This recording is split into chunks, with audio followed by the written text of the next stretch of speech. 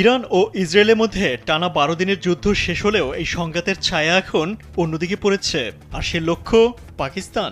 সাম্প্রতিক নানা তথ্য ও বিশ্লেষণে ইঙ্গিত মিলছে ইসরায়েল ও ভারত পাকিস্তানের বিরুদ্ধে একটি সম্ভাব্য নতুন যুদ্ধের পরিকল্পনা করছে।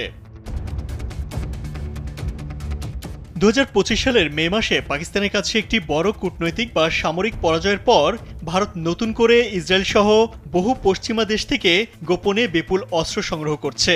এসব পদক্ষেপ স্পষ্ট করে যে ভারত ও ইসরায়েল এখন একত্রে পাকিস্তানের বিরুদ্ধে ভবিষ্যতের জন্য প্রস্তুতি নিচ্ছে। এই নতুন হুমকি শুধু কথার কথা নয়, এটি এখন বাস্তবতায় রূপ নিচ্ছে বলে মনে করেন পাকিস্তানের জ্যেষ্ঠ সাংবাদিক ও কলামিস্ট হামিদ মীর। ভারতের লাহোর আক্রমণ এবং লাল পতাকা দেশের সাহায্য। মোহাম্মদ কাসিম বলেন, ২০ মার্চ ২০১৭ সালের তারিখে একটি স্বপ্ন। আমি আফগানিস্তানের সীমান্তের মতো দেখতে